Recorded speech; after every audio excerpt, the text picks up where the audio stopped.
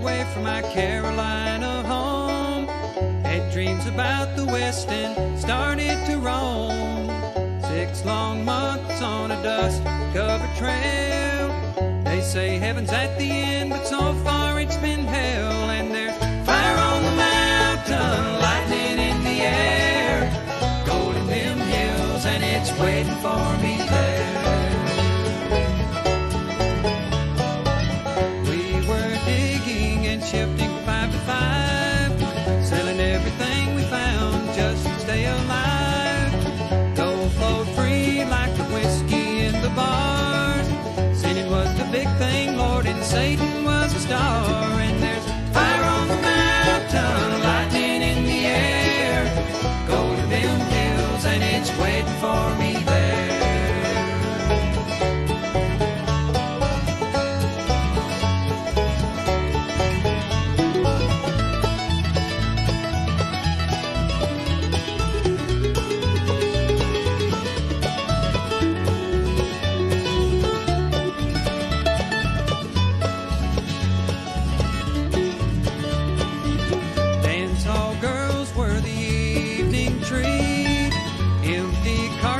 And blood lined the streets. Men were shot down for the sake of having fun, or just to hear the noise of their 44 guns. And there's fire on the mountain, lightning in the air, gold in them hills, and it's waiting for me there.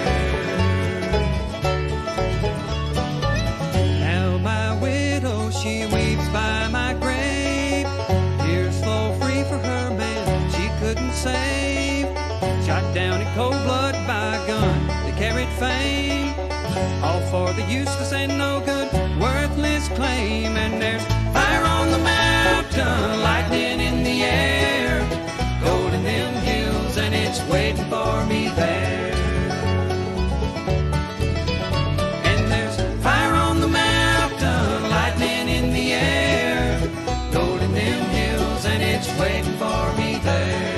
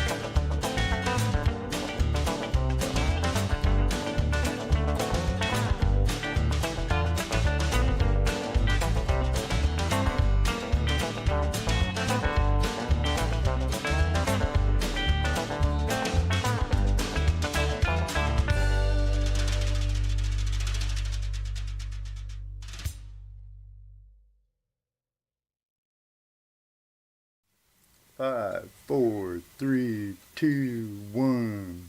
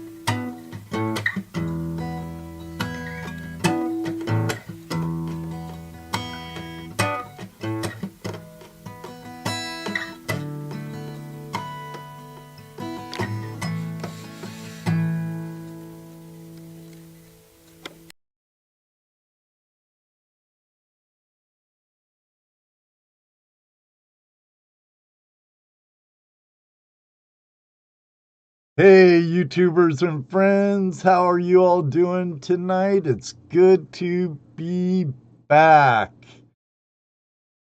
Oh man, we have a full house tonight with Timothy Draper of America, Treasures in America, and an author of a book. He has a great series going on. Gypsy, our friend Zero Discrimination's been really plugging it. I've been enjoying it. It's a great little show they have going on, a series. It's Uncharted Expeditions over on their channel. So I'm not going to be here much longer, because we're gonna get into the show right now. Hey, YouTubers and friends, thanks for joining us for another episode of Tuesday Night Hangout Live with ToledoJess, Gano, and I. Oh yeah, super chat. Doggone it, I didn't want to do a super chat. The Your more mic's you hot, guys Jesse. talk- Mike's hot. We're live. We're live. We're Is live, that, are Jesse. you talking about Magic We're Mike? live. You We're talking live. about Magic Mike? We're live. I'm not doing that. You said I could probably talk you into it, but talk to you right. No. We'll see how it goes. Okay. So as everybody can go ahead and introduce our guest tonight, Ed. Well, we have Timothy Draper. Wave to everyone, Tim. We have the world famous Mark Hoover. Those in the detecting realm. We have Sean. Oh, I don't even want to pronounce your last name, Sean. Yeah, that's how I keep telemarketers away. We have Todd down at the bottom, and we have Chooch over there in the right corner. I believe Jesse and Dano are gonna hide their views, and the floor will be alive for them. I'm gonna try it. Botheringham. Oh, okay. Duh. I should have looked at it and been able to read it, huh? Botheringham. It's one of those kind of names that you got to get like your dictionary and thesaurus out to sit there and pronounce that one. Well, dude. Well, you don't see my name on there. My name is spelled Mendez, my last name. And there are so many variations from Mendez to Rodriguez. So you figure that one out. Well, hey, we just wanted to. Did mine work? Was that? Oh, Yeah. Was that? Yeah. There we go. now we got you. So it's been what, a few years since you've been on, since you and your crew's been on here? Yeah, It's been a minute. Thanks for having us back. Oh yeah, absolutely. We've like to have you back more often, really. I mean, there's nights when we got nobody to come on, so anytime. But yeah, last time we talked, I think you were heading down south or something. Yeah, what were we doing? Now I'm trying to remember. Oh, that might have been when we were heading down to Arizona, Superstition Might have Mountain. been, maybe even further south, I believe. But it was a secret or something. You didn't want to talk about it because you didn't know if it was going to happen. So I don't even know what you were talking about back then. Everything's a secret. So yeah, I know. I mean, it's still that way. At least until after you're done with what you're doing, then you can get out of there and let everybody else come in and pick. Well, that's what we've been. Probably sneaking down to Vegas. Yeah. Now that sounds like a good idea. But I was telling you earlier, I've been, kind of watching what's going on with you guys a little bit, so I was excited to hear your show and getting ready to start. Why don't you talk to us about that? First of all, before we even go there, tell everybody who you guys are. Introduce yourself, introduce your crew, or let them introduce themselves, and then we'll take it from there. How's that? That sounds good. So I'm Timothy Draper. A lot of friends, people that know me just call me Tim, and that's fine. I've been treasure hunting for over 25 years now. And we created a team with a lot of my buddies, and I'll go ahead and let Sean go, and then Todd, and then Chooch, and then Mark. Why don't you guys just kind of take turns real quick? So I'm Sean. I am in charge of safety and climbing. Antonio is also my climbing partner. So if I need an extra hand getting into a tough area, we tag him in there as well to help out. I'm Todd Anderson. I do a lot of gold mining, treasure hunting, been doing it for a while. So I bring that to the team. Yep, I saw you panning in the creek, Todd, and I remember Sean saying, "No, this mine's not safe." Yep. Yep. Go ahead, Mark. Yeah. So first of all, Happy New Year's to everyone out there. Happy New Year's. To be here. Thanks for having us on the show. You're welcome. I'm Mark Hoover. I'm out of Florida. I actually traveled to St. George, Utah for 6 years for work, and then had an opportunity to meet with Todd first, and then Todd introduced me to Tim, and then I got to know the rest of the crew and really wanted to be a part of it, and Tim gave me the opportunity to do that. I've been metal detecting now for about 10 or 11 years. Had the opportunity to travel all over. Went up to Alaska this summer for about a week, 10 days. Nice. Took the new Garrett Axiom metal detector up there and did some prospecting for gold nuggets and things. Were you up there with Rini and KG? I was. They were actually up there with me. Oh, okay. Let's get it right now. Those guys got it right. So Tim needed an old guy on the show, so that was my role. But no, it's been an absolute blast, and so that's who I am. Chooch, go ahead and introduce yourself. I'm Chooch. I'm the camera guy. Tim and these guys just gathered me up one day and says, "Hey, let's go make a show." So I jumped right in head first and make these guys look good. Now, who does the editing? That is my daughter, Jada Johnson. She's my oldest daughter, so she's been doing all the editing. Okay, cool. Tell her good job. I will. She likes to hear So it. Antonio isn't with us right now, but he is our interpreter for South America, and he's also specializes in dirt work. We actually all got to know each other through our day jobs. Tim used to work for me at one point. Antonio is my landscaper, so he's got a lot of experience with heavy equipment and whatnot, and his Spanish speaking skills come in really handy when we get into those areas. And Mark is kind of downplaying his role a little bit. He also brings a diving element to the team, which we're really excited because there really isn't any area that we can't get to. So yeah, we really wanted to put together, somebody that is got unique skills in different little aspects of what we do. And so, it's nice to pool everybody's resources whenever we go somewhere.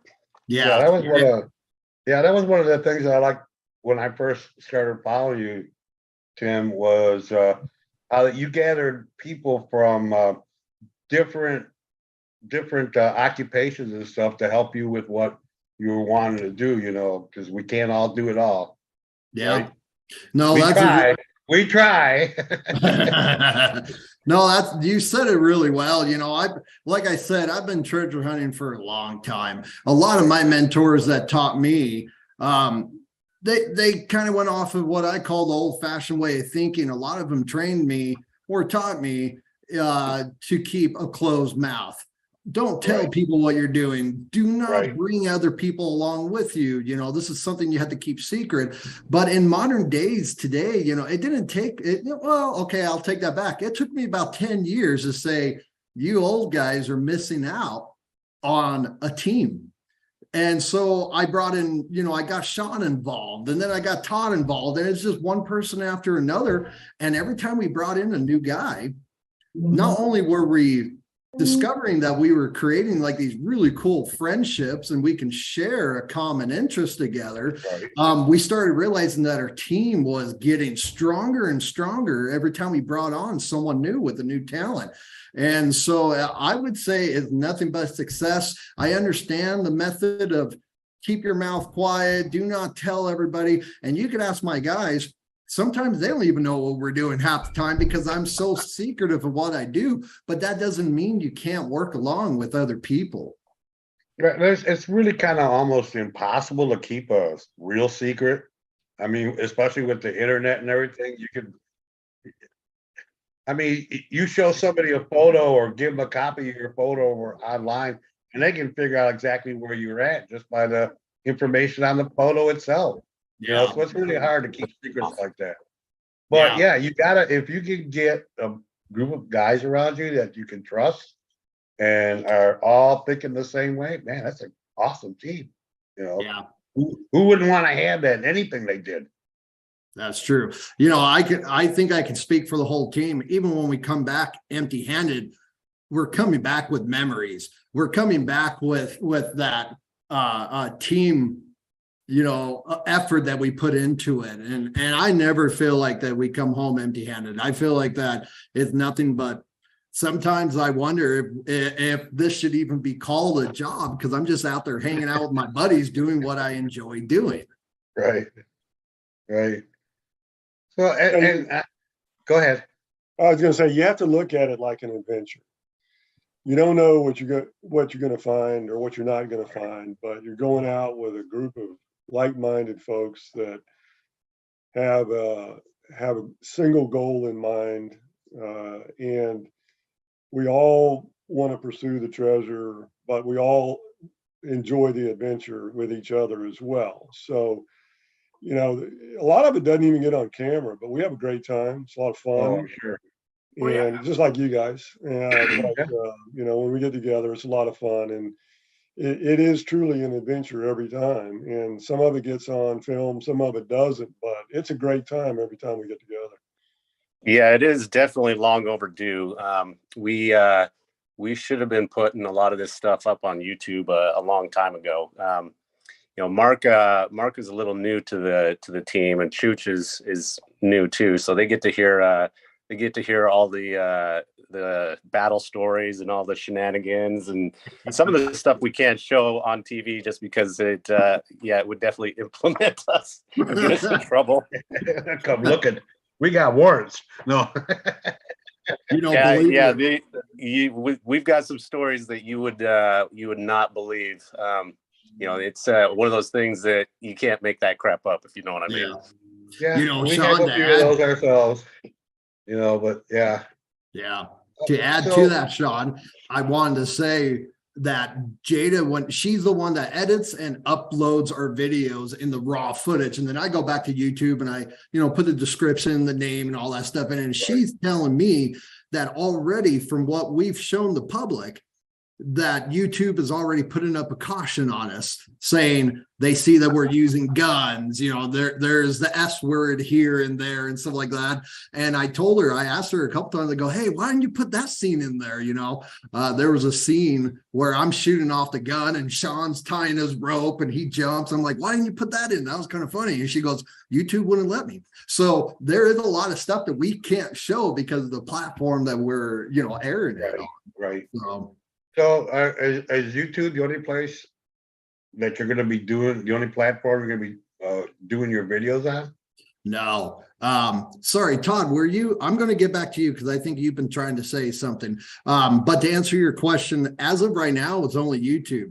And we decided that, we have plans to put it on Amazon Prime, Vudu, Roku, all that kind of stuff. And that is still in the works.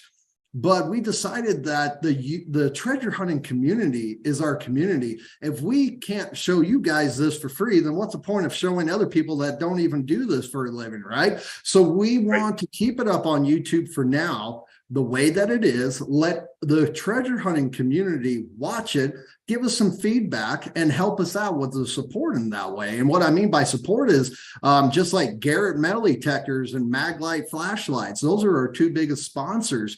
And by doing this, we're hoping that by putting it on YouTube, a lot of you guys will see what we're doing. And hopefully when you're at a Garrett event, hopefully you go up to Garrett and say, hey, Garrett, we appreciate that you sponsor these guys. We enjoyed the show. That's what we want to influence at this point. Right. It's just a shame that YouTube is so restrictive on what you can put on there, what you can show, and yeah. I mean that's a shame. It's probably a good thing. It keeps us. User friendly. Let's say that. Yeah, but you lose out on some really good jokes. Yeah, that's true. And you know what? We're probably going to always run into that. I mean, I've looked at it this way. Jada's always bringing up points to me, and me and her are always looking at as we're editing things. And if we put it up as rated R, let's say we kept some little things in there, we put it as rated R, we might lose some of the viewers in that case. So we got to keep that in mind too. Right. You're definitely going to lose. You're probably going to lose a majority of young people. Go in your settings. Parents that were letting their kids watch your stuff all of a sudden going, no, we'll watch something else tonight. What might help, Tim or Timothy, whichever you prefer, in your settings when you upload or go back, make sure it's not made for children is clicked, not intended for children. And then don't restrict people under 18. Okay. And they'll be a little more lenient. But you can leave a comment in there. So I think your daughter might have it set that way already. Because right now, if you make it for kids, it would be a big trouble. Can comment. Yeah, we don't want to confuse anybody here. I mean, at the same time, we want kids, teens to watch it, with their families. No, I want get to that. inspire them to have their own adventures with their families. Yeah. So, maybe we're kind of on that edge sometimes, but at the same time, we don't want to go so far that we drive families away, because we really do want to have those families to be a part of this. Right. Yeah. The only problem is, like I said a minute ago, like with YouTube, they're so strict on what they will and won't. Let me rephrase that, because that's not really true. They are, depending on your content and who you are, they will deal with you that way. If you're just a treasure hunter and you're not doing nothing, definitely no guns. They don't like to see. Although Jeff Williams has his guns out all the time, and he's shooting them off and stuff. I think it has to do with your content more, because there are people out there in videos that are about guns. So I think it's just the way that you may present them. Because I watch some people that will do news, any kind of news commentary. You can't show guns. They'll cut you right out. You're done. Yeah. It just depends on your content. I think Yeah. I don't. What was the other thing that? Oh yeah, you can't be like nonchalant about it. You can't be making fun of guns and people getting shot like that. They don't like that at all. Or being reckless. Or being nobody wants reckless, to- right? Yeah, nobody wants those to be are- reckless either. yeah. We don't want to portray, we don't Right, want to absolutely. portray Well, that yeah, kind you don't of, want to. Yeah, you image. don't want to do that anyways, for sure. You Right. don't want to do that anyways. Yeah. Yeah, so it will end up coming up on Amazon Prime and other platforms, but for now we want to keep it to the treasure hunting community. We want your guys' opinion. Right. We want you guys to be able to see it first instead of charging you money in a monthly subscription or having to pay per episode right now. So that's what we're doing. Episode or season 2, 3. If we go down that road, that might be a different story, but this one is for everybody to watch. You already signed up for season 2 and 3, huh? Well, that is classified. I can tell you, but then I'd have to kill you. Dead men tell no tales. Well, hey, I know the guy that puts the show on, so Huh. and he's self-promotion. So tell us about your show then, since we've been here kind of yammering about. Tell us what you want everybody to know about what your show is going to be about. Let's Todd, you want to answer that?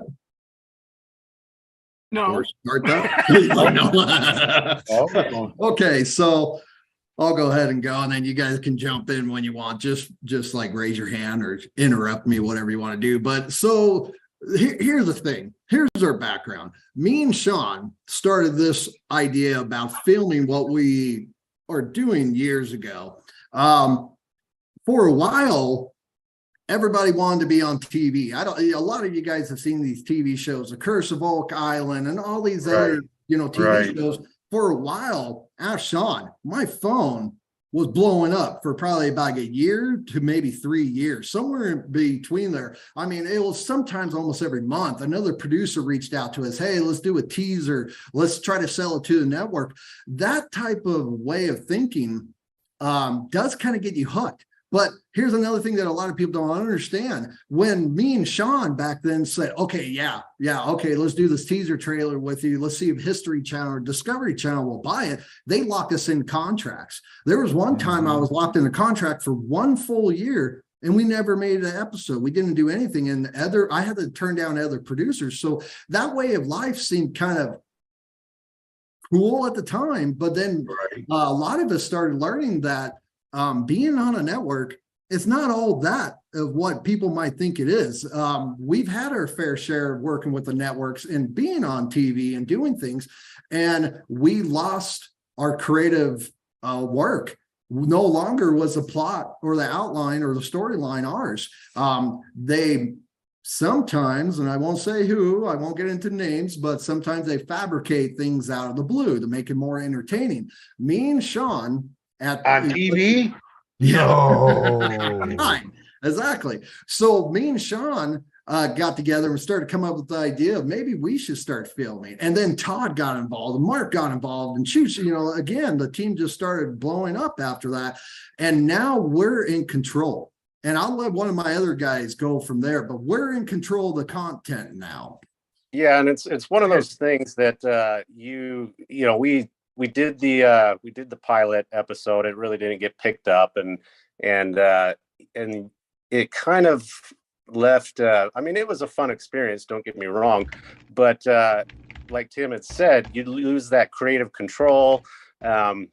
Certain things they are a little scripted, and it just didn't quite sit right. So and a lot of times what happens too is these networks, these producers, they'll reach out to you, they'll ask for ideas, and they actually took some of our ideas and ran with them without basically cut us out. So we figured, these guys, if we're going to do this, let's do it right. Let's do it our way. Let's let's show people real stuff, so that way it doesn't feel forced, it doesn't feel fake. We wanted our credibility is on the line here, so we wanted to make sure that it was authentic. And Mark, brings up a great point that we want to appeal to all audiences. We want families to get out there. One of the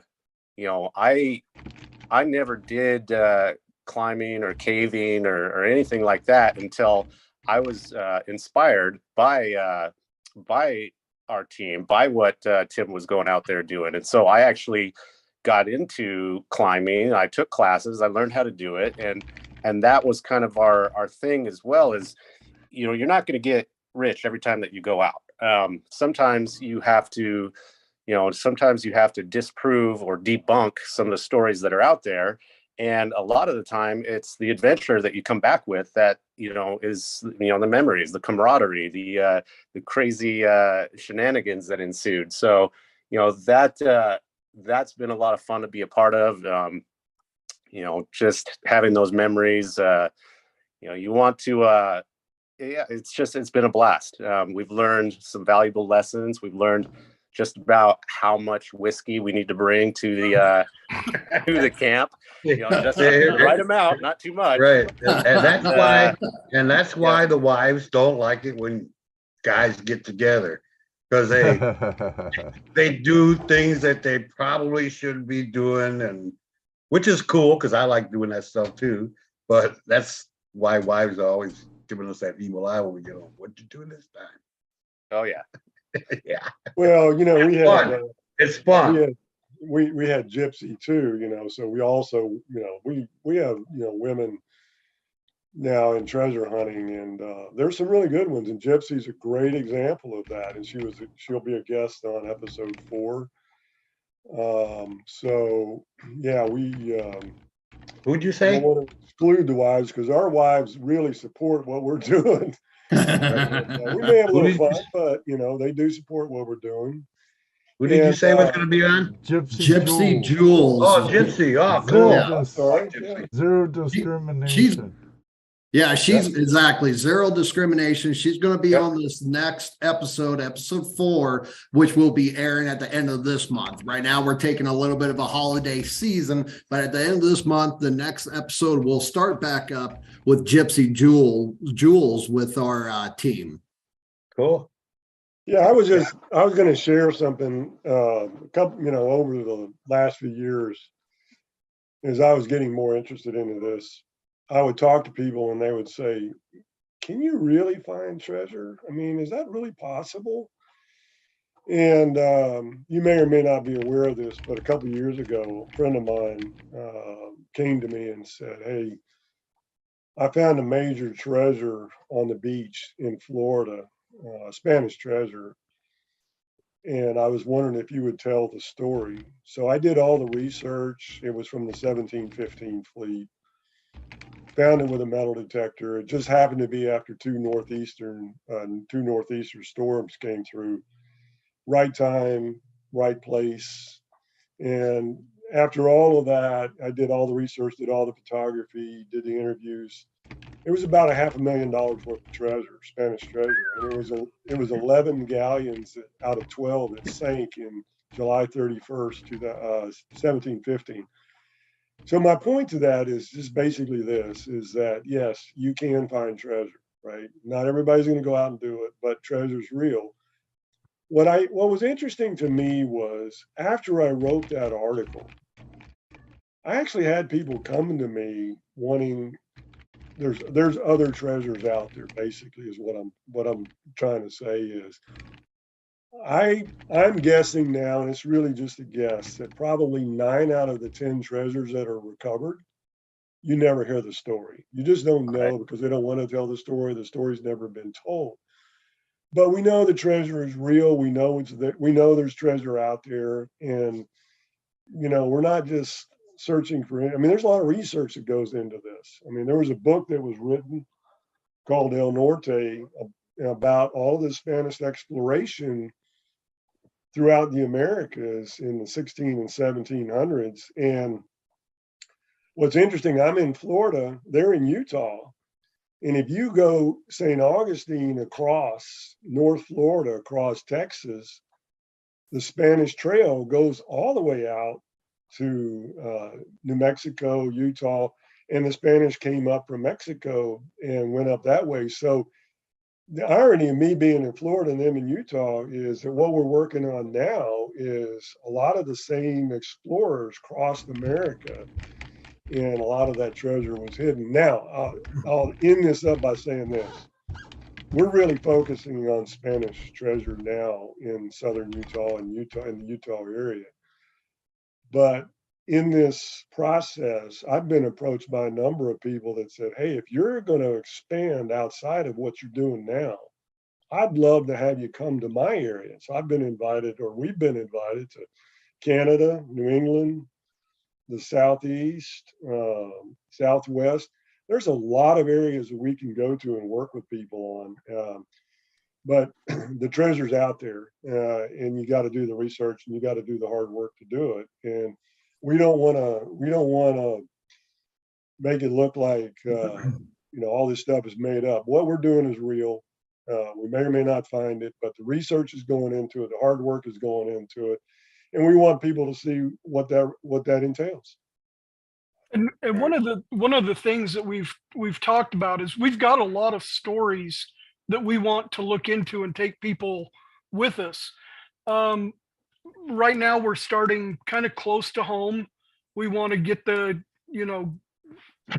our ducks in a row, learn the process of filming. And then as we get better, we can start moving, a little farther afield, go for some of these other things. But right now it's really a learning process and learning what we can do and what we can show. Right. And Mark brings up a good point. I've been palling around with Tim for quite a while. We decided to call it Treasures of America for a reason. We're not just limiting to our adventures and our discoveries and our trips to our backyard. There's a lot of rich history in our area, but we want to span to the East Coast. We want to investigate some of the stories and some of the legends that are in South America. That's why Antonio is going to be very handy when we go down there, using him as an interpreter. So it's we chose the name specifically for a reason, and like Mark said, as Todd said, as we get better, we're gonna branch out and we're gonna collaborate with more and more people. Yeah, that's exactly right. I can tell you guys right now that as me and Jada have been working on the edits on these videos, for one thing, if you haven't seen the show, you need to go watch it. It's on YouTube right now, Uncharted Expedition. Every episode is of a different story, different legend, different type of treasure. We're going to be looking anywhere from Spanish treasure to ancient cultures that aren't in the history books, all the way to even your old miner 49ers back in the 1800s. There's going to be a big variety on season 1. And we got KG and Ringy, we got Gypsy Jules, we got all these guys with us. We got some good sponsors that are backing us up. And I feel like, a little bit biased, of course, but I feel like we did a good job. Starting off with episode 1, we explain who every team member is. There's a part where me and Sean are out there shooting the guns. I don't want to give you away too much if you haven't seen it. We're out there shooting the guns, and then the target blows up after Sean hits it, right? You see the big explosion, and we're out there with the 4-wheelers, and there's a lot going on. But what everybody's trying to say is we have to figure out how to, make it entertaining in a way. But at the same time, if I show that we are out on an episode for a whole weekend, and I showed let's say Sean hiking around for an hour, people will be going like this. Yeah, nobody wants to see that. He's hiking around for an hour. What's that? So we have to edit it and we have to make it seem entertaining. But this is all real stuff. Everything you saw Todd do, Mark do, Sean do, everything has been shot by Chooch, which he is new to the crew. And he's not, just so you guys know, he's not that big time treasure hunter. He's always been an outdoorsman, but he's out there filming us and learning this stuff as he's going and learning what we do as we're all going. So, yeah, it's a very unique and realistic show. Well, and Tim, just to add to that, you mentioned KG and Ringy and Gypsy Jules, and I think most people know who KG and Ringy are. Not everybody does, but they were on National Geographic for 3 years, and they traveled all over the world. And I've gotten to know them, and they have fun.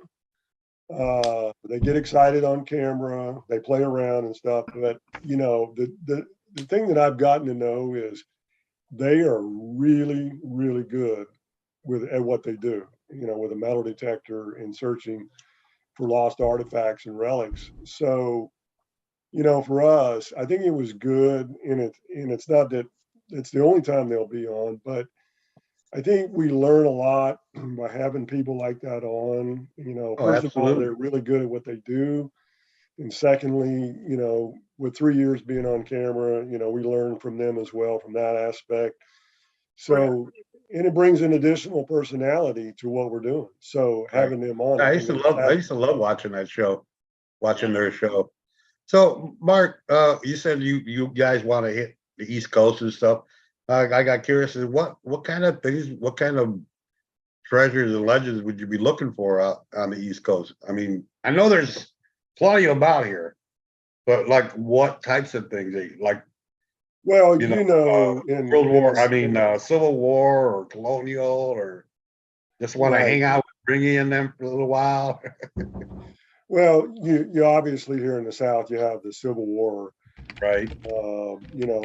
It's interesting. I actually was up in Arkansas with a friend of mine who found some amazing relics in the river from one of the battles there. And there's just so much that can be explored just from that one story.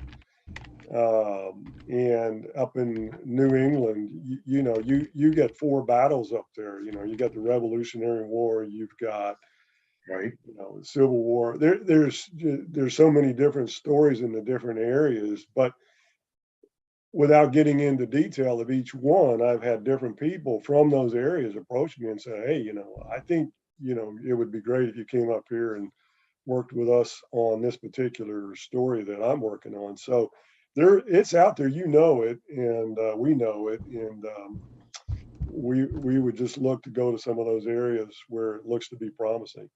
It's the same old problem, having the time to do it. Time and money, yeah. Yeah. Okay, and money. Gotta have that too. So I got a question or two for Chooch here.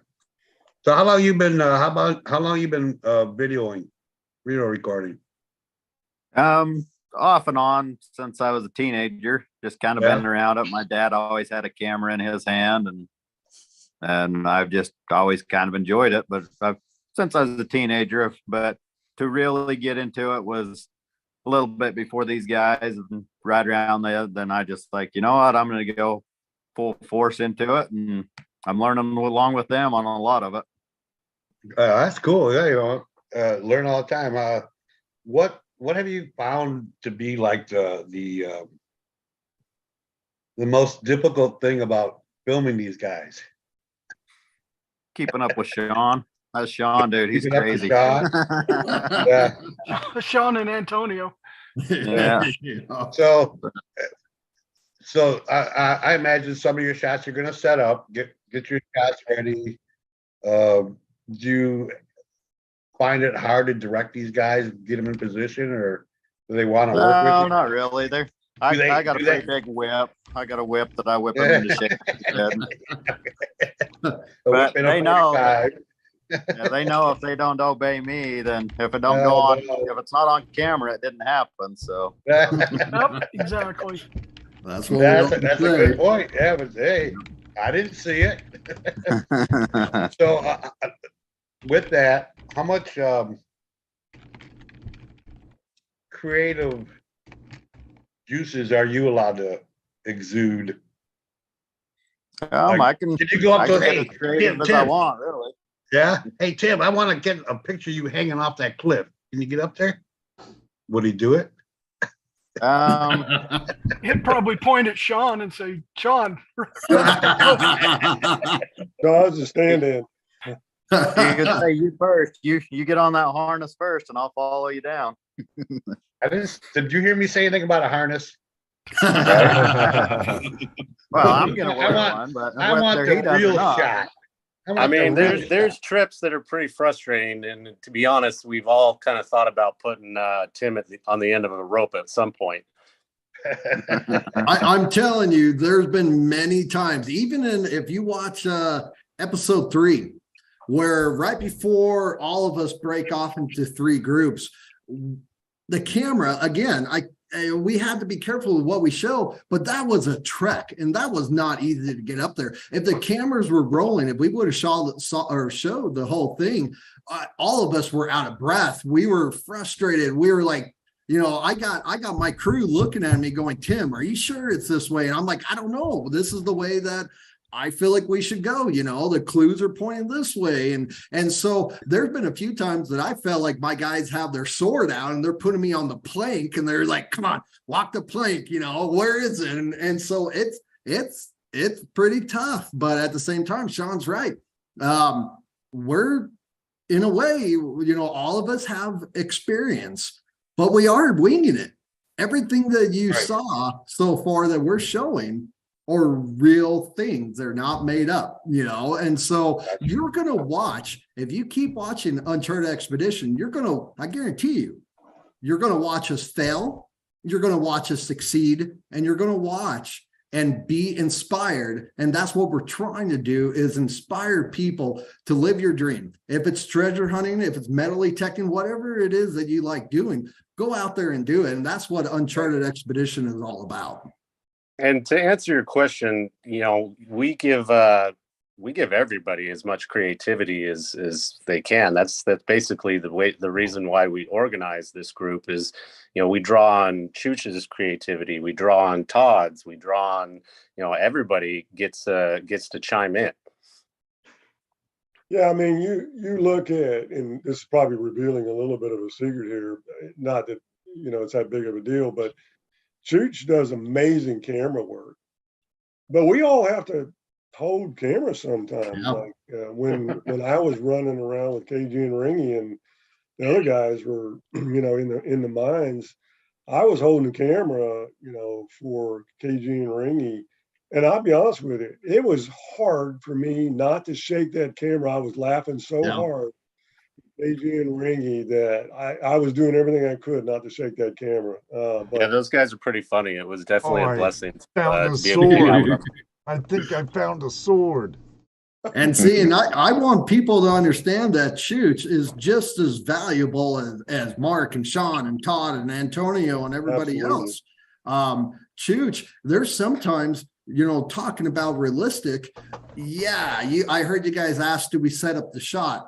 If we know what's about to happen, and this is the if, this isn't always.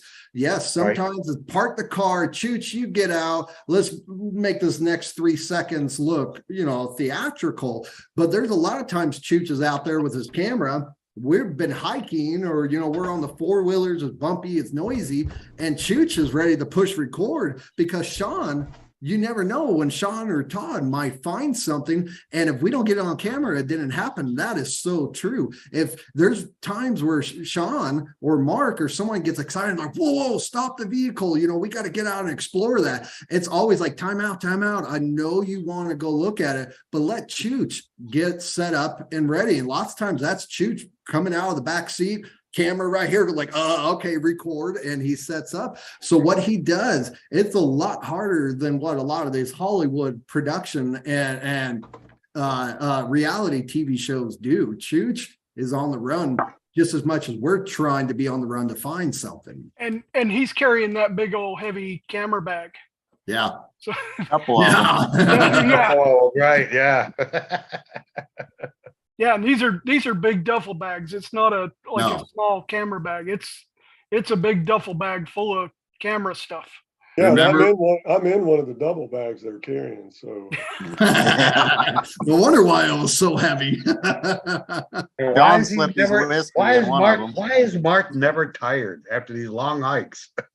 But we Oh, almost trust lost me, Mark I'm on one of tired. them. I It was am really it was a tired. little sketchy there for a minute. I didn't think you were going to make it, Mark. I thought we were Yeah, going to have that to one carry was- you back. Well, that's the other thing people don't realize is some of this is not easy.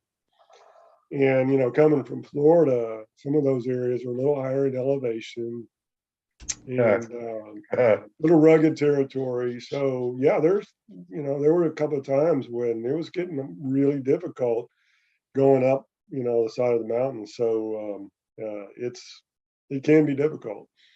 I think we were at 8,000 or 9,000 feet in elevation, and at one point it started to hail on us. So that was a lot of fun. And then there was another time where we got up to 11,000 feet in elevation, and we almost lost Todd. Todd likes to pack everything and the kitchen sink. There's nothing in Todd's backpack that Contingencies.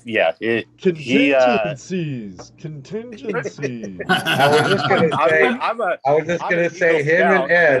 The scout motto is always be prepared, but Todd, his backpack puts mine to shame. Oh my But gosh. I think Ed heard the same thing, but I think he heard over prepared. That's me. No. I'm go ahead, always Todd. over prepared, and I've scaled down my backpack a couple of times because I'm not that young anymore. I can't carry that big thing. Yeah, You know what, it's the same packing up 7 pair of underwear for a 2-day Yeah. trip. Right. and it can be dangerous. That same Yeah. trip, we went to explore a mine, and and Tim, Antonio, and I got ahead of some of the other guys. And you never know what kind of critters you're going to run into in a mine. And this particular mine is a natural cave opening.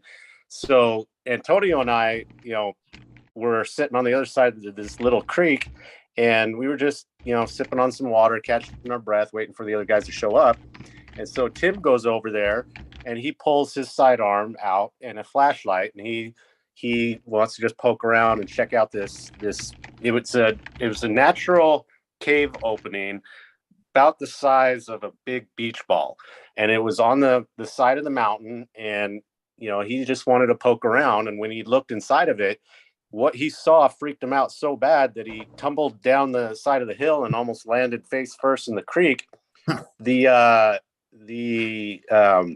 particular mine was inhabited by a mountain lion. Ooh, that would Yeah, do so it. needless to say, she must have had some cubs in there, because we were making a lot of racket and noise as we were coming down the mountain, and she was pacing back and forth. And so we decided that we were going to leave that cave alone, because we didn't want to evict Mama Mountain Lion, if that makes sense. Oh, Yeah, we well, never did get to Want explore to do that. that? At first, I was thinking giant Nephilim or something, because there's history of that in your neck of the woods up there. I can imagine flashing your lights in there in that dark cave and seeing them green eyes staring back at you. I'd run through. Let me say this. I've been in over 150 mines, at least, in my life. I love exploring mines. I've been in all different kinds of mines and caves. That moment is what I've been prepping for all these years. Every time I find an opening to a mine, a new mine that we just discovered, or a cave entrance, that's the way that I do it. That's my practice. I pull out the flashlight, I pull out the gun. So I got the flashlight, I got the gun right here, close to my chest, and I'm looking around. And that was one of the first times out of all these years that I actually saw something glowing back at me and staring. And then it started moving like it was panicking. And it freaked me out. It gets to a point after so long, you're just like, you're never going to see an animal, right? Well, I'm glad I kept it up on that one, because if I didn't, I would have just gone right in there, and who knows what would have happened with that thing. So yeah, it's kind of crazy. You mean somebody would actually walk in there without a flashlight, without looking first? Well, and that's the thing that people don't some people may not understand that when you got a flashlight, it doesn't matter what kind of flashlight or how bright it is. When you poke that flashlight at these guys, they've been in many mines too. No matter how much we try to light up those mines, there's still, off to the side, it's so dark that you can miss it. Even when I had that flashlight, I had the big Maglite flashlight. I think it was the 4D on that one, which is a very bright flashlight. And even though I had it, looking around the mine like this, as I was going back and forth, I can only see the outline of what this animal, what I think was a mountain lion. So that's the thing. No matter what you do, you can't see all the way around you in these mines. No, because the lights only travel in a straight direction anyway. So Right. whatever your beam, the angle of that dome inside your flashlight, whatever that's as far as it's gonna go. Yeah. No matter how bright a light you got, it's only gonna light up what's there, straight in front of it. So yeah. You're only gonna see part of it, and then to see those eyes stare back at you right away. No, I'm out of there. Yeah. No, Even if I got a gun ready to go, I'm still backing up and getting out of there.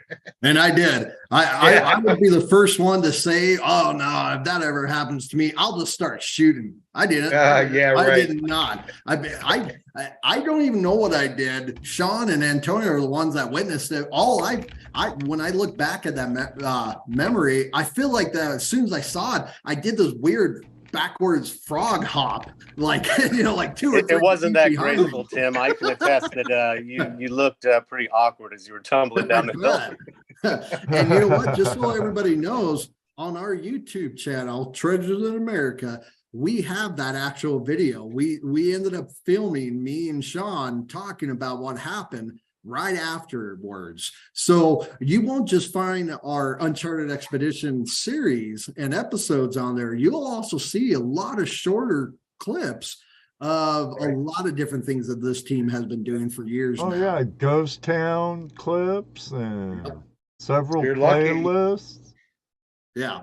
You're lucky she didn't take advantage of the fact that you fell. I mean, seriously, you're lucky she was more concerned with protecting her cubs, if that's what she was doing, as opposed to coming out and taking care of you. That's another thing. Safety wise, I cannot express how important it is to have a group with you when you go out. Before I got Sean and everybody else involved, I used to do a lot of this on my own, and I would hike miles and miles. Yeah, and I would see and hear a lot of things. When I go out with these guys, we're making noises, there's several of us together. We got the engines, all kinds of stuff going on. I don't experience those things anymore now that we have a group. Right. It's not like you're looking for them. In fact, you'd rather they take off and go away. Yeah. That's cool. So so tell us a little bit about your book. We're talking about your show, because I'm gonna have to order it, I guess. Well, I can tell you, I think you guys got the link. It is up for pre-order right now on Amazon, and everything that you're hearing us talk about, that's what this book is about. This book has several different chapters, and every chapter is a new legend to look for in America. And I mean, North, Central, and South too. There's a lot of stories in there that talk about ancient cities, ancient cultures that a lot of us don't talk about. And so if you're looking for something more in depth, on these videos, like I said before, we shorten these videos down to 30, 40 minutes. But in a book, I'm able to go more in depth on a lot of the research that this team has been doing. So the book isn't about our show, but the show and the book work together to expand people's minds and lost history and treasures that's all around us.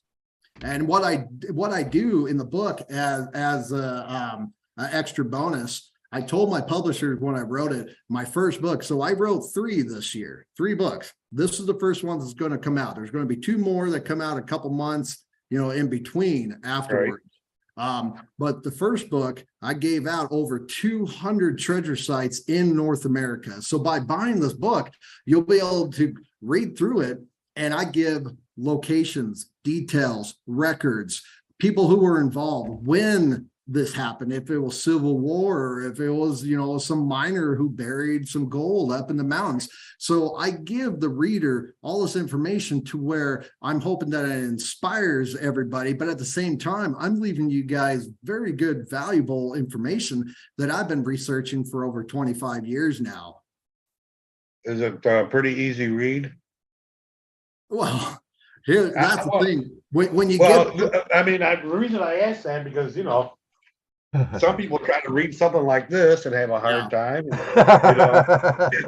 So this is talk about a hard read. I can tell you this: when I wrote it with the treasure hunting jargon. I thought, okay, I'm writing it to have everybody in this community read it. When you have a publisher involved, and this is not a small publisher, this is a big publisher, they have editors and they like to reword a couple words here and there. So yes, it's going to be easy to read, but at the same time, there might be, I wouldn't say difficult, but they're going to change a little bit of my terminology. So some of it might seem a little more foreign to an expert treasure hunter, but no matter what, I think everybody's going to enjoy it. You a little bit earlier, you pulled out a book from your closet. What was that? That was Mark's book that Mark was talking about. Right. Yeah. And it is a good book. El Norte. In Tim, open up the front cover where the map is, and I'll just show you how extensive some of the exploration was. It was I think it was like the very front. Yeah, you can see all the different trails across America, and they have the different years that different Spanish explorers were exploring the various areas. What was interesting about that was in episode 2, I believe, with KG and Rainey, one of the relics that was discovered matched the time period that the Spanish explorer was in southern Utah. So it's really kind of interesting to see that you find a relic that actually matches up to the time frame that they're there. So yeah. And that's one thing that we wanted to teach people. We, now that we have friends on the East Coast, on the West Coast, mid-America, and it's interesting how a lot of these stories tie together. For us Westerners, we think of the East Coast more of your sunken treasures, I guess you can say, things like that. The Templar night or the Templars and stuff like that. Very treasure. Yeah. Yeah. But when you come over, when you're in the West, this is something that I'm liking to educate people on, is that the Spanish, think about where their main hub was. It was where today's city is Mexico City. That's where the Spanish, the Gulf of Mexico, they came in over what am I trying to say? Cancun, I'm sorry. Over Cancun, they landed there. Mexico City, where the Aztec city used to be, is where their headquarters were. So they were actually very close to the borders of, it wasn't America back then, but the Mexico territory went where Arizona is, where Nevada is, California, Utah, and stuff like that. So the Spanish were up here. And even though you do have your sunken treasures more in the Gulf of Mexico and over by Florida and stuff like that, here in the West, you got the Rocky Mountains. Where you think all that gold and silver came from, it did not just come from the Inca Empire or the Aztecs. Their gold and silver, we are educating people and trying to tell people that after they took over the Aztecs, after they conquered these ancient cultures and tore down their cities and took the valuables, they came up north through Arizona, through New Mexico, Texas, Utah, even Idaho and Montana. And this is where they were looking for more riches. They literally started mining. They were expert miners. They would find gold and silver, and they would enslave Indians sometimes, or they would go buy slaves, and they would work these mines for years and years until it was played out, until there wasn't any more gold and silver. So the Western states hold on to a lot of secrets. Hey, just to chime in real quick, Todd or Tim might know. There was somebody in the chat that was asking if you guys knew Carl the Crusher. I don't. No, What was it again, Sean? Carl the Crusher. Huh. No, I'm gonna have to. He's a look that YouTuber up. in that area, supposedly. Oh, Yeah, we're gonna have to look into it. yeah, I'll have to look into that. In fact, I'm gonna type that up right here on my computer. Oh, wrong Wrong computer. wrong computer.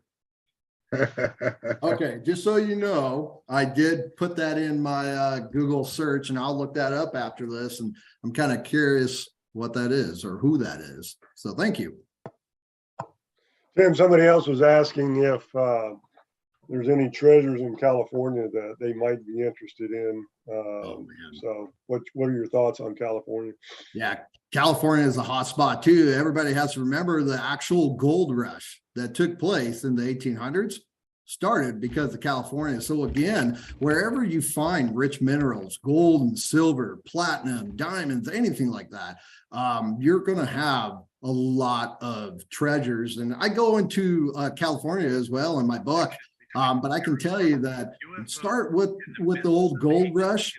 Around that time brought in people from Mexico going up to the gold rush and trying to strike it rich. But a lot of people don't understand, or they may not know, that only about 3% of the old miners back in those days actually struck it rich. So there was a lot of, I guess you can say, broke miners, and a lot of them turned to crime.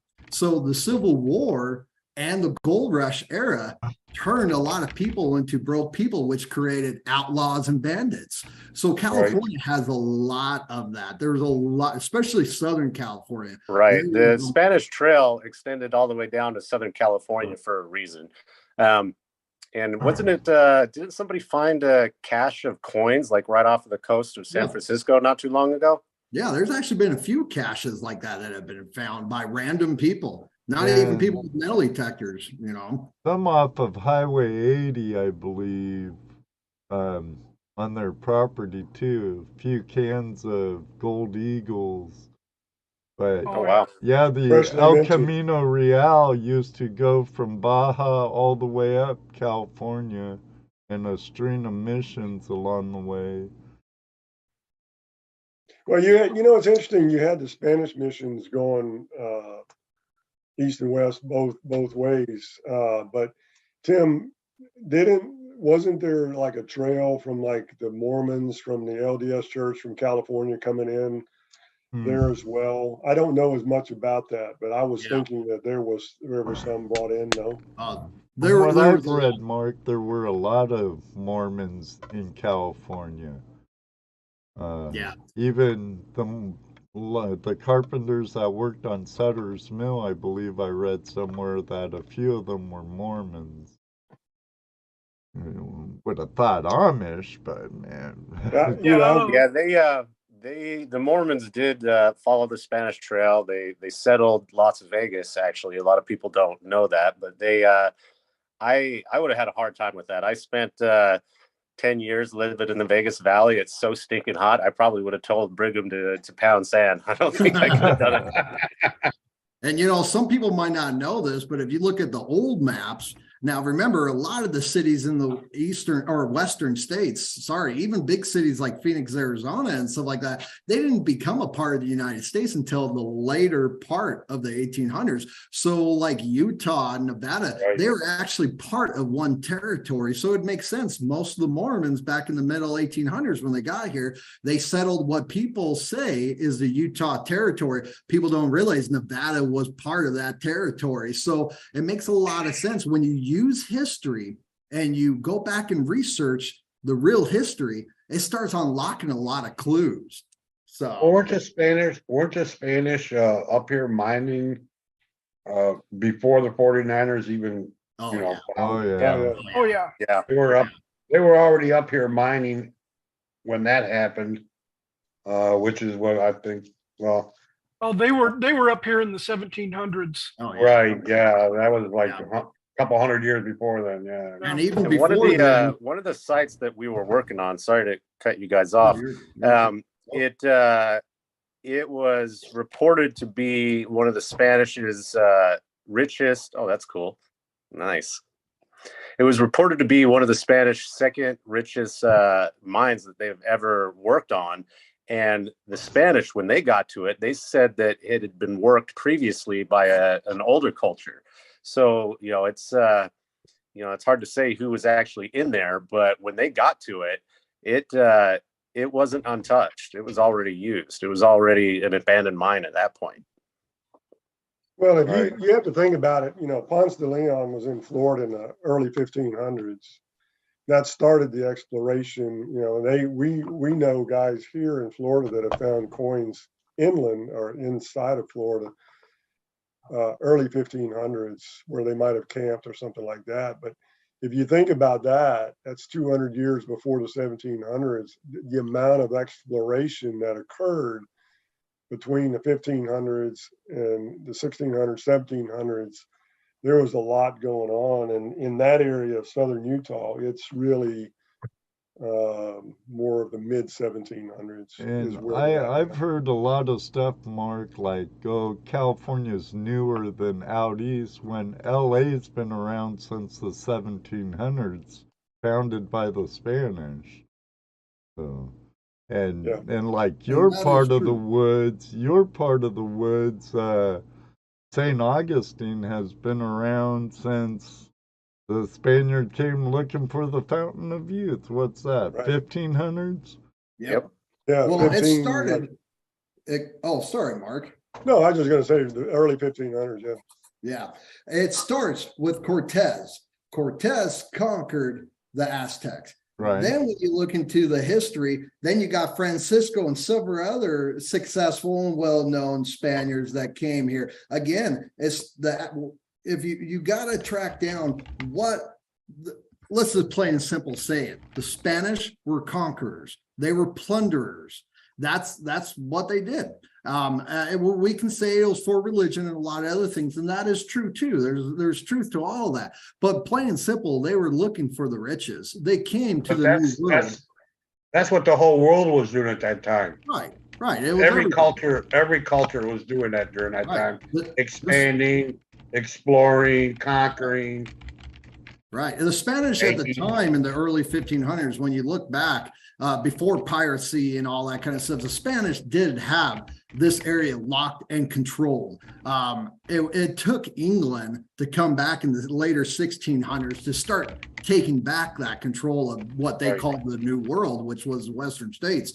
So, yeah, I mean, again, using history, and I'm not talking about the kind of history that you learn in middle school or high school or even college and at a university. You need to really track down that lost history, because that's what this team does. We track down that history that a lot of people don't know, where you have to take it much deeper. I spend 90% of my time in this office, on these computers, in archives, all in digital libraries on the computer, and I'm constantly looking for old documents, old stories, and old records that can show, what happened in certain areas a few hundred years ago. These are not things that I learned in school. Research. Right. One of the things that you hear a lot about right now going on too is the Nephilims. People say, you look at the articles, there's all kinds of newspaper articles and pictures showing it, but you can't find none of the bodies. The Egyptians in the Grand Canyon. Right. That's something that they brought up in the chat as well. We dug into that a little bit. I was going to ask you what you guys felt about that. Yeah, so there's evidence that the Egyptians traveled into the New Worlds. There's certain certain tombs were uncovered with like cocaine in them, and certain things that could not be found in Egypt. So we knew that they were travelers. And I didn't even think about that, because I remember that happening too at one time. Watching, and they're talking about cocaine in one of the tombs. Right. Yeah, and we know that. You look at these cultures, And these advanced cultures, we believe that they were trading technology. I mean, is it a coincidence that you have pyramids in Egypt, but you have pyramids in South America as well? So that story, I believe, is 100% legit, because we know that the Rio Grande has changed over the years. The Rio Grande used to be accessible to the ocean. You could totally you could sail all the way up Drive your into the boat. Grand Canyon from the ocean at one point. And it was the Hopi Indians that described this culture as an ant people. They are one of the oldest cultures in North America, and they described a period of famine where their people were really struggling. And then this advanced society came out of the ground like ants, and they described them as ant people. And they came out, they nursed them back to health, and then they went back down into their subterranean world. Yeah.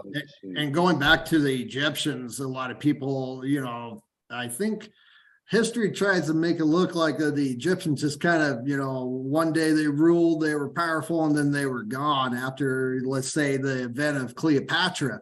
That's not true either. There is some history and some documents out there that show that some people think, or some historians is what I should say, think that the Egyptian culture died off. It really didn't. It's separated in two, and there's documents later on that show where half of Egypt went, well, not the rest of them. And there's no other thing in history that says where that other half of their population went. So to be a treasure hunter and a researcher, you got to kind of have an open mind. You can't just think within, a certain box. You gotta look at where the evidence is taking you. Well, there's no coincidence that there's a blacked out site in the Grand Canyon. Like, why, you can't fly there. Why is that a thing? And we saw at one point on a topo map, it was a 2-year period, I believe, in 1954 to 1956.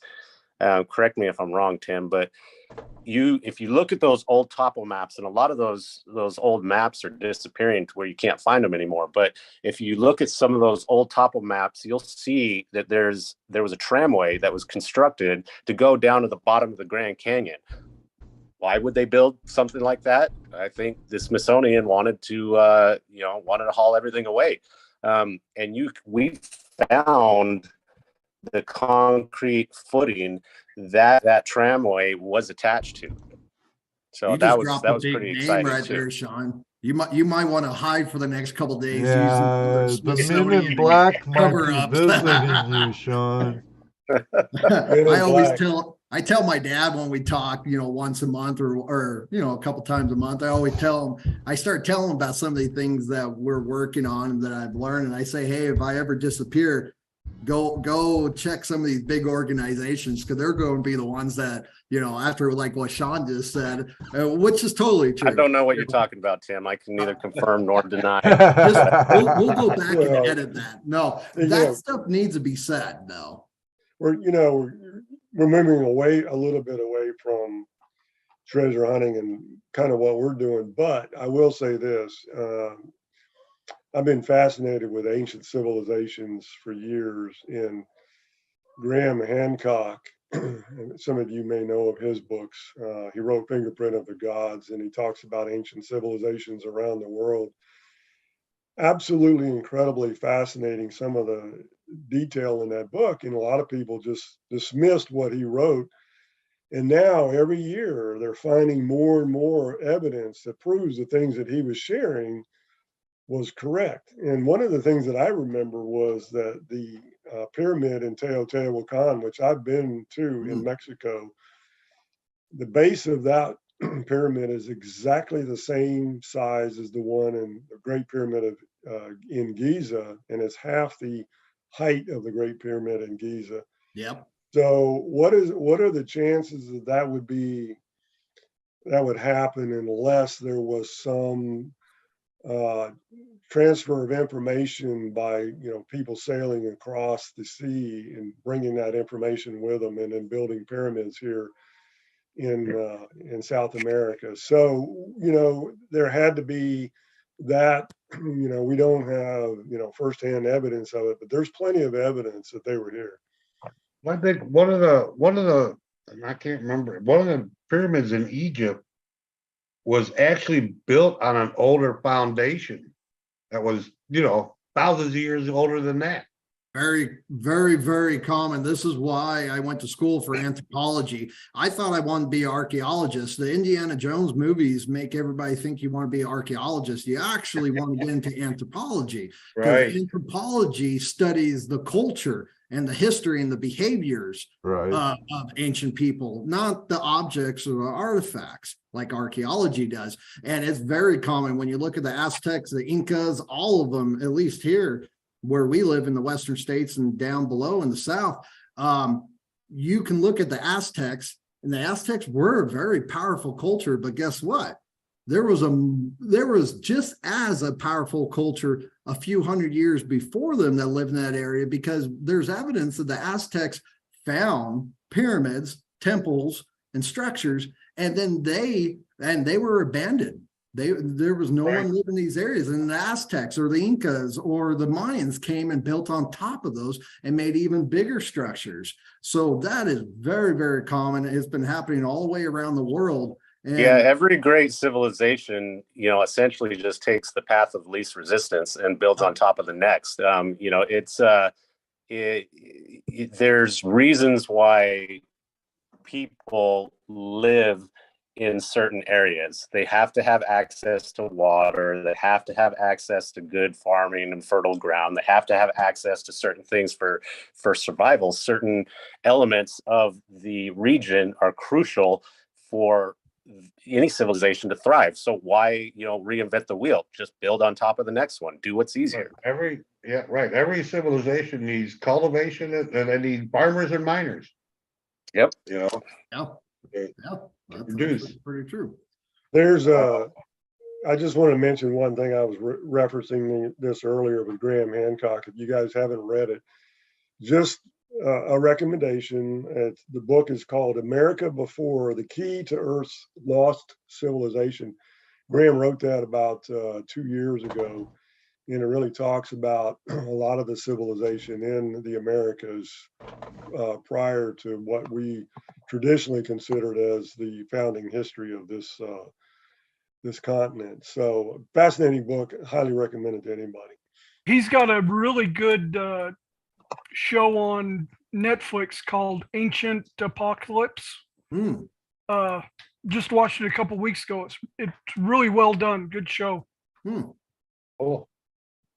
Well, now that you guys kind of, you know, we went from our show Uncharted Expedition to this rabbit hole. But to be honest with you, this is exactly what I hope to have happen when we got the whole team together, because I'm hoping that everybody can see that we're a group of guys. You know, you got Chooch, who has a talent with running a camera. You got Sean, that's daring, that's willing to go and all this stuff. You got Mark, that, you know, wasn't a treasure hunter 12 years ago, and now he's a very well-known, likable guy. Everybody knows him. You know, this team has a lot of knowledge and a lot of talent, I guess you can say in that way. And everything we're talking about here, we're actually giving you guys a little bit of the inside addition to where Uncharted Expedition could end up. Season 1, we had a budget. We had restrictions. Like what Todd said, we were learning. We want to make sure that we do things right before we branch out even further. But a lot of these things, Sean brought up the Egyptian city. You know, there's more things. I'm talking about the Aztecs and ancient cultures that are in history. These are things to come if Uncharted Expedition is successful. And to become successful, we need to hear from the viewers. You know, share, like, comment, let us know that you watched it. Let us know what you think. You know, share with your treasure hunting buddy. And again, Garrett Metal Detectors is our big sponsor. When you see them, if you know someone that works there, send them a text, send them an email, you know, say, hey, we're glad that you sponsored Uncharted Expedition, because I guarantee you our sponsors and our budget will only expand into season 2 the more audience and more people that talk about our show and enjoy it. Right. And put up the link to both the show or the YouTube channel and the book site a little earlier ago. Maybe you get Jaron to do it again. Yeah, also I put up their Facebook page, their YouTube channel. Here's the book now. But I want to step back a little bit. Mark was saying we kind of went down a different path than treasure hunting, but in my eyes, it's all treasure hunting. Good point. And that's, You I know can hunt Mark for very history well. in That's what treasure he meant. Yeah.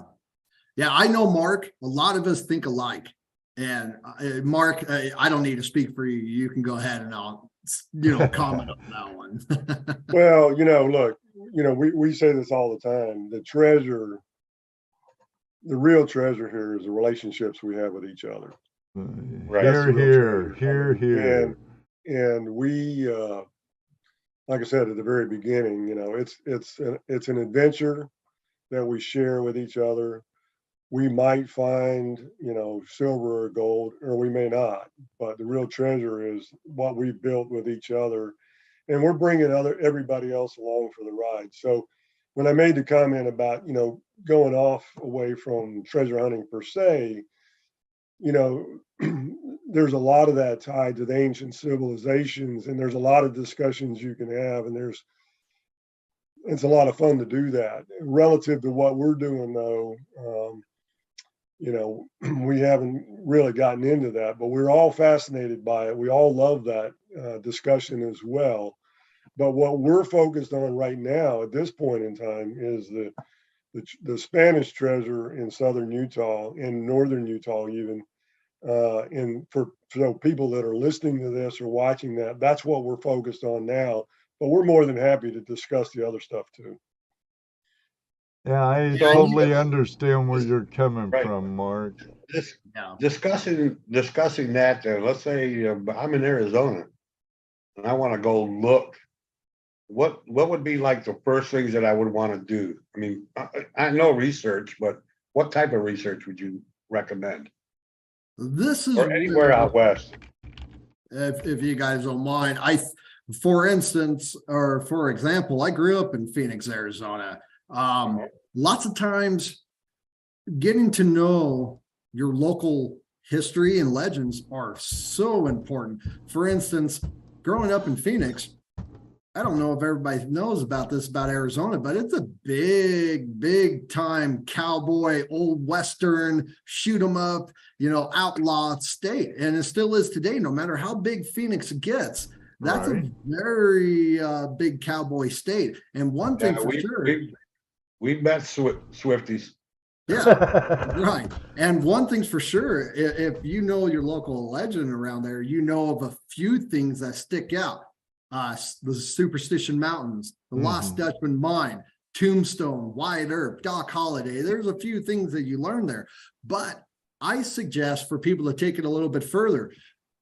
I myself have seen thousands upon thousands upon thousands of people look for that Lost Dutchman mine my whole life. Sure. No one can produce. It's been found. Every once in a while, I'll see a news clip or someone writes an article. It's been found. There's no proof it's been found. There's been no gold that shows that a Dutchman has been found. So possibly, this is where I take it a step further. There's two things, in my opinion, about going after a story like that. Either everybody's looking in the wrong area, or perhaps, not to crush some people's heart, but that story may not really truly exist the way that they tell it. So if you want, you mean it could be embellished? No.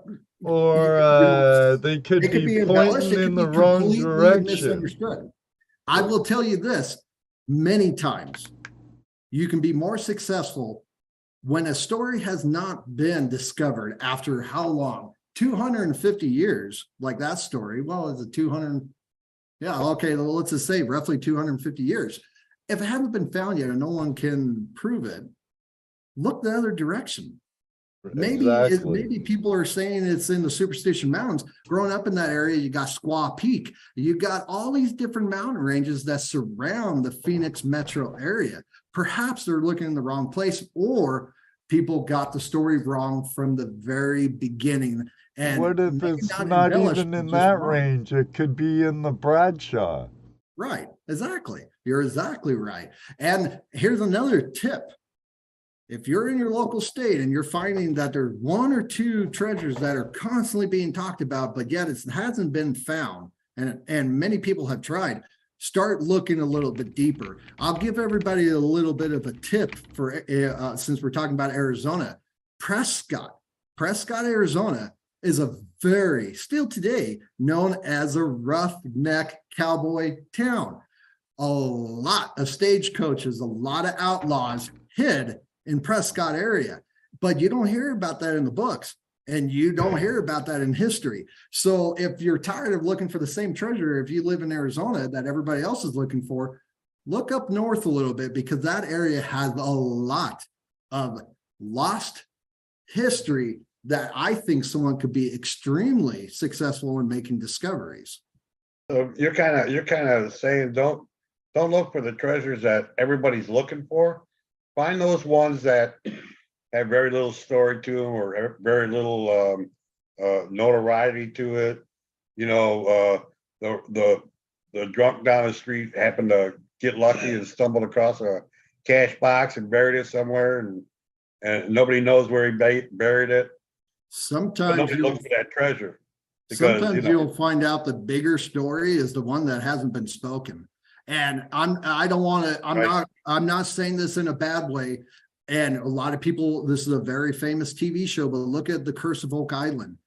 Not only have they been filming there for many years and they're still waiting to produce something, I hear a lot of fans say that they're waiting to really see that big discovery. But if you look at the history of Curse of Oak Island, they weren't the first treasure hunters to take it pretty far in the way of drilling and digging. People have been there. People have been going out there for generations, and still you can't produce it. So and digging as deep as these guys have been digging.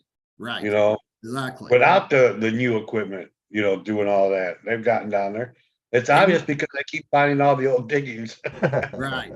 And that's the thing with this team. I can't stress enough that if we get the love and support from our community, we will start teaching people. If you watch episode 2, episode 1's it's more of a fun episode to explain who everybody is. Episode 2, we start off by educating people how to read lichen and get dates, how to find old structures and try to understand who might have built them. These trade secrets have been passed down to this team for 3 generations now, 3 generations of good treasure hunters that have spent their lives researching.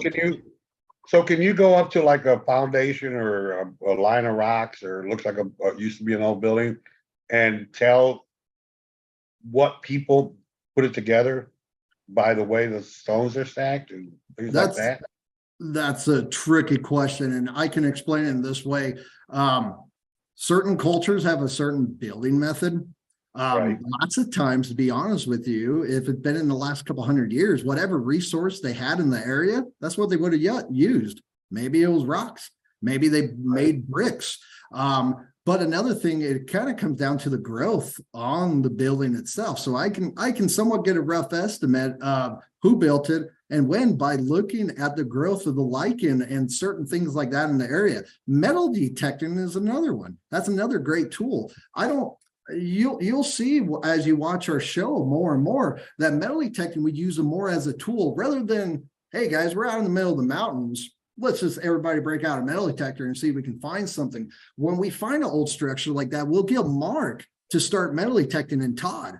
These two break out their Garrett metal detectors and start scouting the whole area. And let's say if Mark finds tobacco cans or coins from the late 1800s, and I look at that structure and go, you know what? Hey, Sean, doesn't this look a lot like that ghost town that we saw, 500 miles that way, a few years ago? And then I look at the lichen, all those things start telling the story of who was there, when they were there, and what they were doing. So that's cool. Yeah, there's So a lot of things. you mentioned something earlier before the show started about wanting to look back at the previous video when you were on the first time. So without going back and looking at it, do you think you've gotten where you wanted to be at this point? Have you gotten further? Are you waiting to get where you wanted to get? How are you doing there? Just so you, are you meaning fan wise, audience wise, like what, or just our objective in the way of what we hope? Yeah, your objective. I think trying to remember, you wanted to get out there and just discover stuff.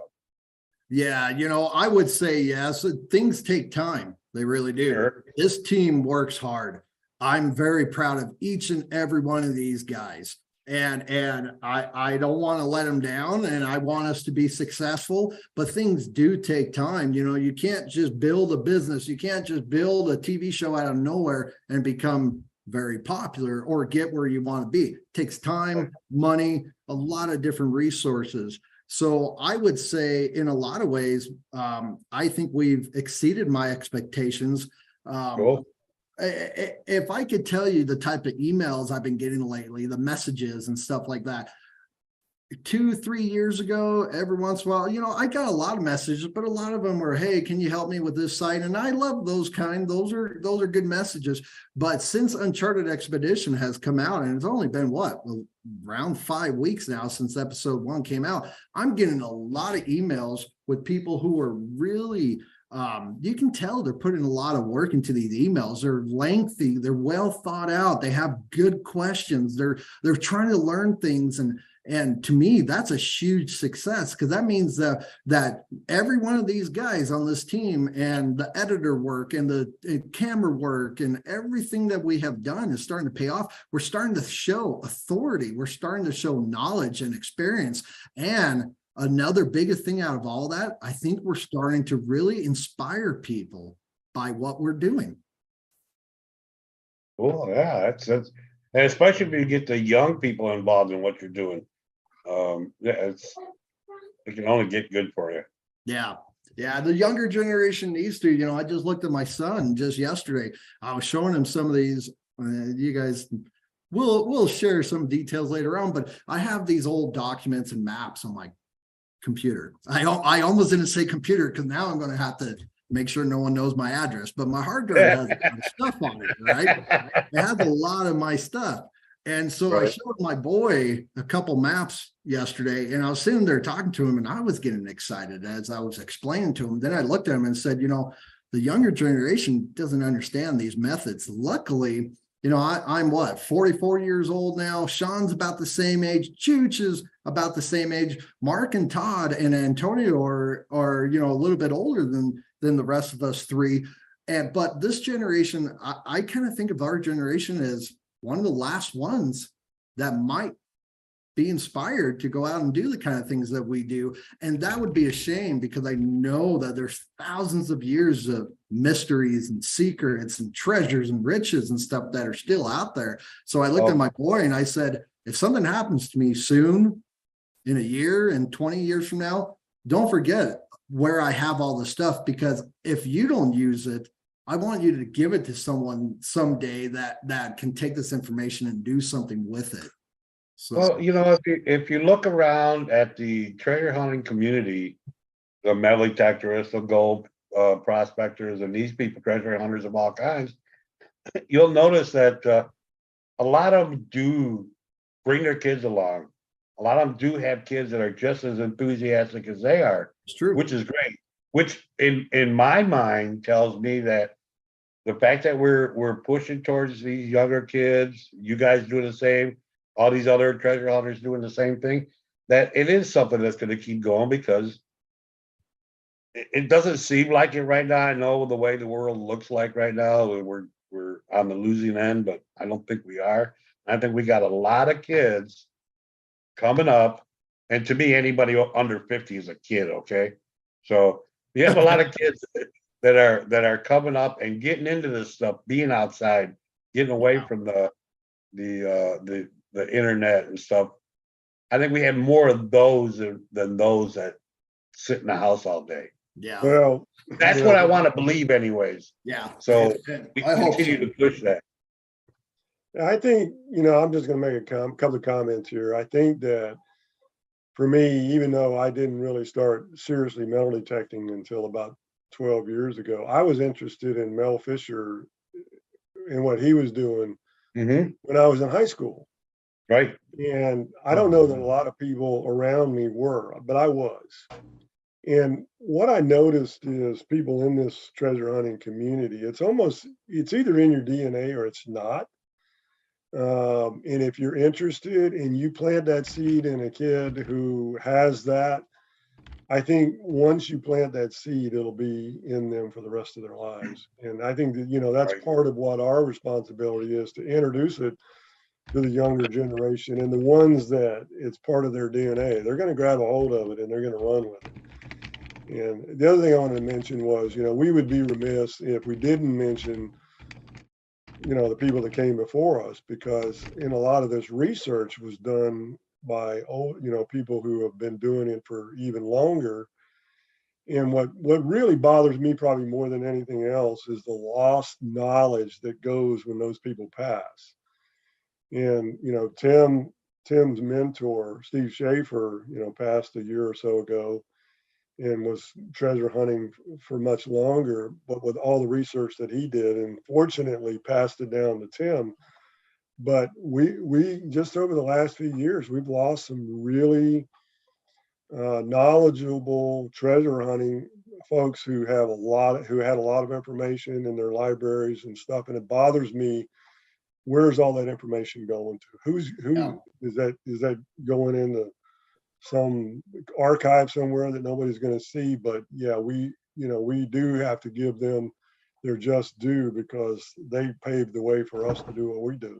Exactly right. Well, that's one of the things. That's one of the reasons that I like Terry Carter. I was just gonna bring up Terry. Carter. Yeah, Terry, he's an awesome dude.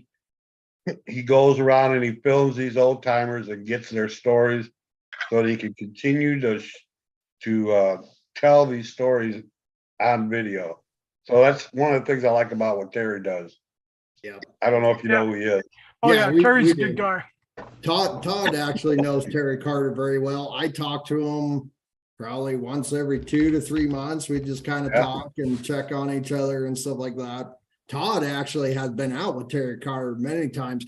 That's where Todd's background comes from. If you look at what Terry Carter is doing, Todd was a part of that generation, that, everybody that Terry Carter and the people that he's filming, that's where Todd came from. So he came with a lot of experience.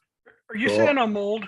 If I say you're old, the problem is that within 10, 12 years, I'm going to be old, and I don't want to admit that.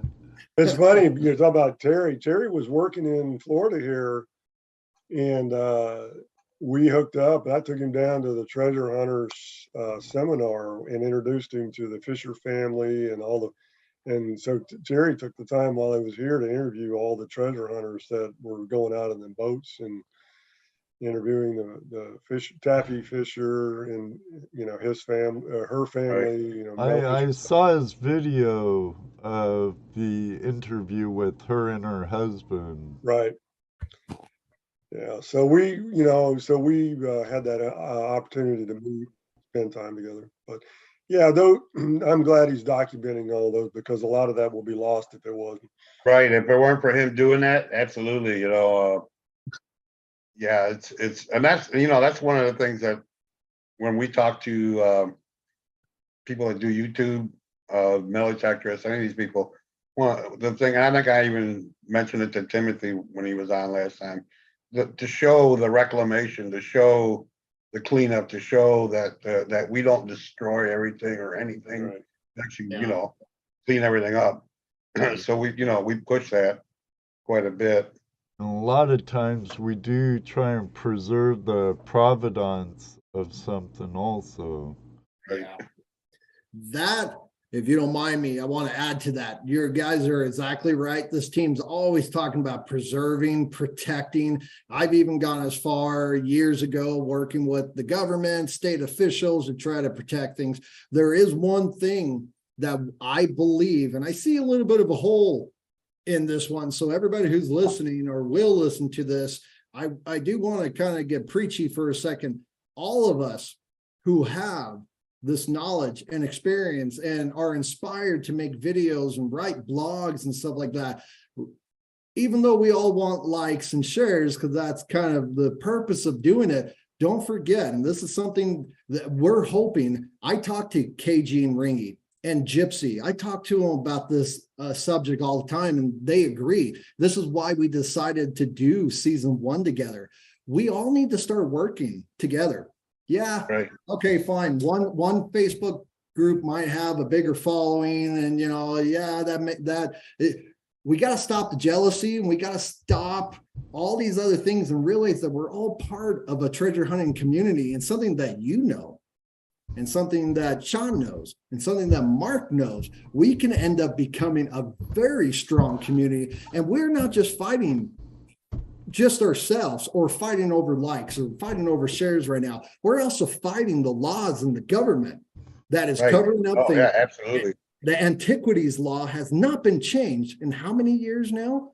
And we have a lot of very educated, experienced historian and treasure hunters out there that can really bring a lot of history to the table. So again, I didn't mean to get a little bit preachy. I do talk about it a little bit in the book, and I'm writing a lot of blogs about these laws right now, to where we need to stop fighting. And when I mean that, I don't think we're purposely doing it, but we're all trying to funnel in this information to our brand, our group. But if we start working together, we'll realize as a whole that there are bigger enemies out there, and that if we get together, we can start changing laws and stuff like that. And that's something that I would like to do. That is my goal before I pass away, is to start changing things for that next generation of treasure hunters, the younger kids. So well, I think that's when the treasure hunters can work with the anthropologists and those people, the archaeologists. That's what I'm thinking of. When they can work with when they can go out there and find the treasures, and the archaeologists don't get all pissed off because, oh, you shouldn't have touched that. Well, we found it for you. Come on, Right. Somebody, on a lighter note, somebody wrote in the chat, has there, and maybe Tim or Sean or one of you guys can answer this, has there ever been any G-men in black suits ask you any questions? Yeah. Well, the way I would say it is, look, I wish they would. So the answer for me is no.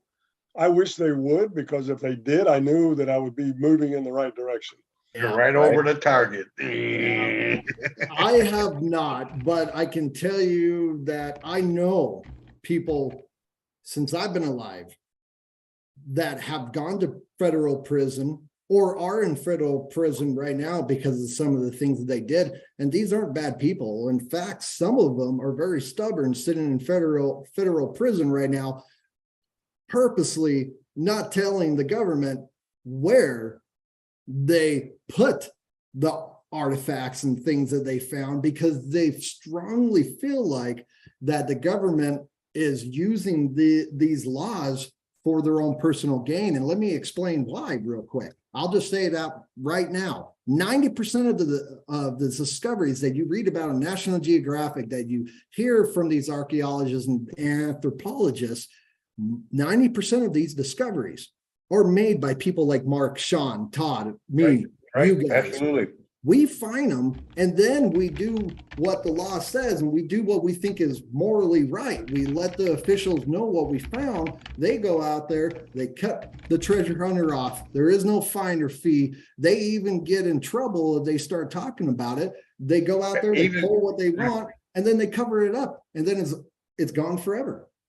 In fact, they'll deny it even existed. Right. Oh no, that port of gold never existed. Those giants never lived. Right. Yep. But trust the government. Yep. Yeah. Yeah. So we got a bigger fight out there. But anyways, we really hope Right. everybody enjoys the show. If you haven't seen it, please go watch it. You know, you can watch it on your TV, you can watch it on your phone, on your tablet, on your computer. Go watch it, give us a little bit of love and support, and we'll continue doing it. And I can tell you right now, we do have Gypsy coming up, and we definitely have some twists coming up in just season 1 itself. And we start off looking like we're going this way and we're studying these kind of things, and then we take it for a whole new turn. And you're going to see that that all of us are growing. Chooch as the cameraman, Sean as you know the way he is, his shenanigans are starting to come out stronger and stronger every episode. Todd's humor, you look at him right now, he looks serious. You look at him. I mean, but he's actually a very funny guy. Mark, if people don't know who Mark is, he's the most likable, kindest guy you'll ever meet. And same with Antonio. Antonio is a great guy. So watch and grow with us, because you'll see that we're growing as we go, and we want you guys to be there and see that. So yeah, so if you guys watch the YouTube videos and you like the content and what they're doing, go ahead and pre-order that book of his. It's available for pre-order right now, right? Yeah, the Kindle edition is available right now on the 10th. The paperback and the ebook edition will be available on that link. They'll all be added to that link. So if you have a Kindle, you can buy it, pre-order it. It's on sale right now. What the publisher wants to do, again, I'm only telling the treasure hunter community about the pre-order of this book. I haven't told anybody else. I'm not out there, posting it everywhere. It's just for these podcasts. We got several podcasts coming up this month. It's for the audience. You can go get it for a steal right now. You're almost stealing that book from me at that price on the Kindle edition, because we want to hear back from you guys, what you guys think about it. Yeah, the actual printed book, though, Tim, is coming out on January 31st, right? Yeah, now that's when the Kindle edition will be available, and that's when the book will be ready to ship. But on the 10th, there will be a pre-order now for the book, the hard copy, the digital, and the Kindle. Right. Yeah. Cool. Cool. Sounds like it's gonna be fun. Now I'll be honest with you, I haven't watched your videos yet on YouTube, but I will. What? Hey, I fell into a different rabbit hole. Excuse me. I understand how that is. That's why this team wanted to show up today, because the more we talk, the more you see how we work together, we just want more people to watch it. And you don't have to like it for the reason. If you're going to like it, if you're going to share, if you're going to comment, if you're going to say something to our sponsors, do it in the way of support for the community. Because I can guarantee you our sponsors are looking at what type of audience we're building and where we're going, because our sponsors are the ones that are helping us financially, and these sponsors really care about this community. I can tell you right now, Garrett Metal Detector cares about every single one of you guys, and not from a customer point of view. They're not trying to figure out how many customers can become. More Garrett's than Jesse need. Yeah, they actually really care. And if you know Steve Moore or anybody else from Garrett, you'll see that Garrett really cares, and they will be willing to help us even more than what they have and make the show even better if they hear from every one of you that you've seen it and that you like it. By the way, if you have any gold prospectors out there, I've tested the Axiom, the new Axiom, Garrett Axiom gold machine twice now, and also once in Alaska. So anybody who wants to reach out, I'll be more than happy to share my thoughts on the Axiom metal detector. So our buddy, where did I see it? Oh, Ohio Relic Hunter says, I want to reach into my pewter screen and put a curve in Tim's hat bill. It's straight across. Don't touch Tim's hat. The only reason why, guys, to be honest with you, if you look at my pictures on social media, even 2 years ago, I wasn't wearing these glasses. I didn't have glasses at all. And you can't see it, but writing 3 books in the last 6 months, and that's how long it's been, I have bifocals. They're hidden. They're a progressive bifocal. So That's like mine. What Yeah, happens because with age, Tim? right. Because they're bigger glasses. He's blaming it on the writing of a book. Yeah, I got bifocals. Yeah. Okay, I got fine. I'm getting older. But anyways, the glasses fit better with the flat brim. I know it sounds kind of weird, but Yeah, again, that's kind of weird, Tim. what? Yeah, whatever. Yeah, that's really weird. That's even weirder. By the way, Ohio relic hunter Bill is a really good friend of mine. I got to tell you, I'm going to give him a shout out. He's one of the most knowledgeable metal detectorists I know. I mean, the guy knows Bill's been everything, a Bill's little been bit a about great everything. Yeah, Bill's been a great help on our chat room, because he'll answer questions, and people ask questions, he'll answer them. He's very knowledgeable. Bill's been a solid member of our family here for years, Mark. Solid, great guy. Yeah. Would love to get down to his neck of the wood and go metal detecting sometime. Aw, thanks, Mark. I'm blushing. Aw, I don't believe it, Bill. Ask him sometime about the time he left me out in the woods. Way back. Boy, he's a good guy. Bill Hayes and Bill Marsh left you in the woods? Oh, just Bill Marsh. What a guy. But then he'll tell you, well, Mark was only 100 feet away from the road, so he can't find his way back, and he's in trouble. It was 10 feet from the main road, Mark. Oh, it was a 10. Timothy, my wife wants to know if we pre-ordered, do we get an autographed copy? You know what? I'll tell you what, I'm planning. Yes, I'll autograph anybody's book. Here's the problem: that the publisher is going to be sending them to the Amazon warehouse, and then Amazon distributes them. But we do have some plans that Mark's working with me on that to get some autographs. But I'll tell you this: you buy the book.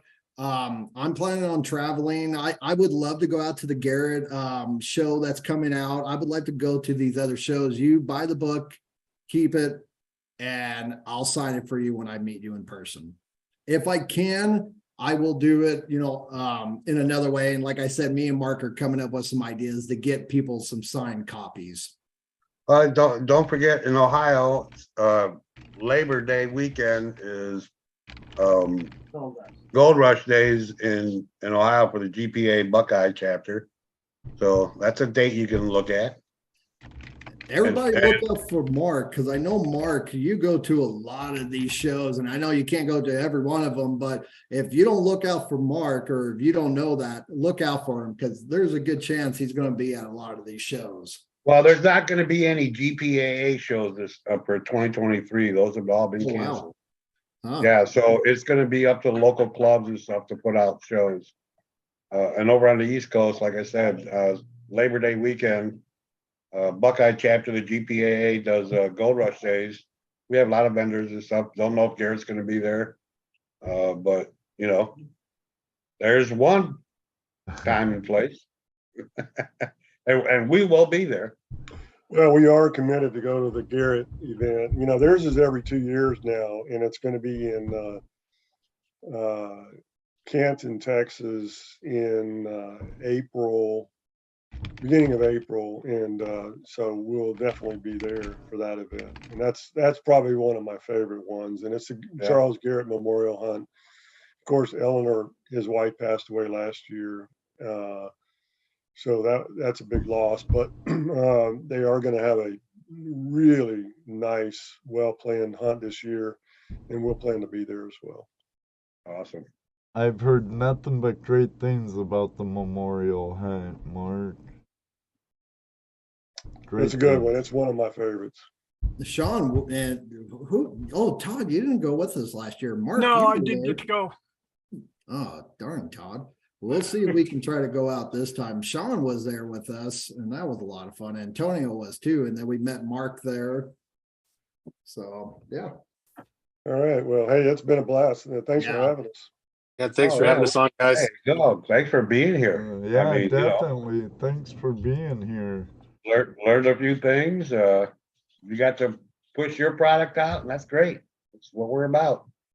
We Yeah. appreciate it. And if there's anything we can do for you guys, just so you know, we'll share this podcast with our people and stuff. And again, everybody work together, share each other's content, and I think this Right. community will be a better place.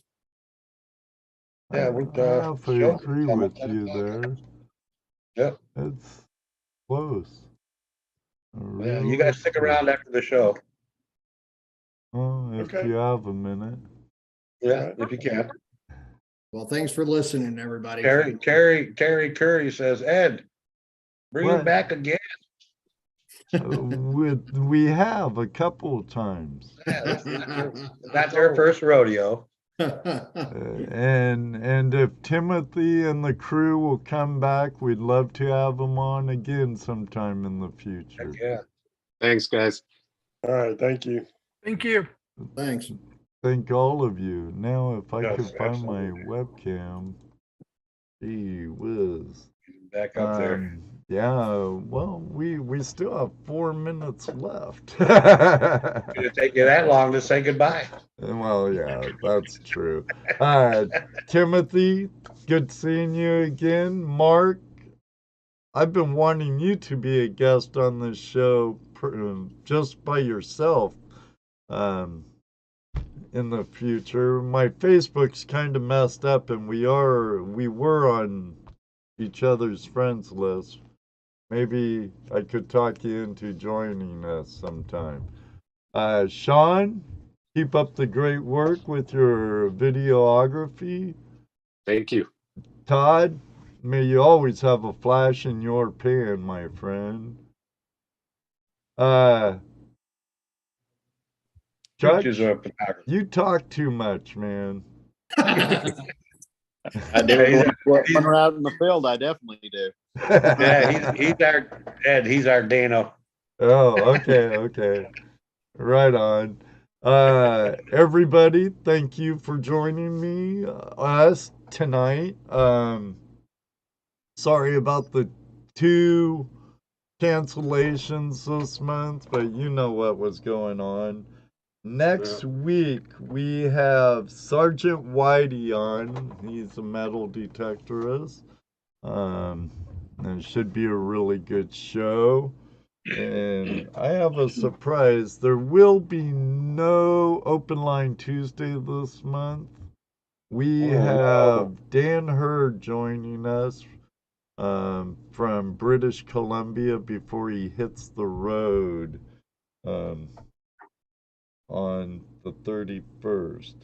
I'm not going to tell you the rest of the month's lineup, but you could see it, check it out on my page, because they're all listed. So until next week, may you always have a flash in your pan. You know what he's going to say next. That's right. Hey, David, maybe one day too. We hope to meet you anywhere on the river, in the fields, shoot, in Menards or the Crater of Diamonds. Who knows? Anywhere. But we look forward to meeting you someday. Have a great night, everybody. God bless you. Thanks for joining us tonight. Take care. On that note, we're out of here. Ta-ta for now. Thank you, Robert, David, Paul. Thanks for taking this time out, Bob. Mr. Lodak, the world's greatest moderator. Thank you so much. Always. 5, 4, Campsite, 3, 2, thank you. 1. Bill Marsh, thank you. Good night, everybody.